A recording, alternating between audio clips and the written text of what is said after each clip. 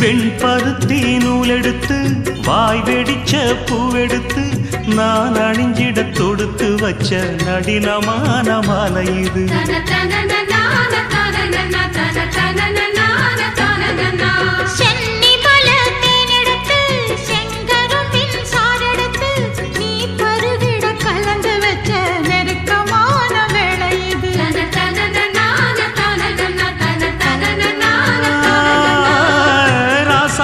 உடம்பிருக்கும் ரவிக்க துணி நானாக அன்னாடம் சூடி கொள்ள ஆசை வச்சாகாதா.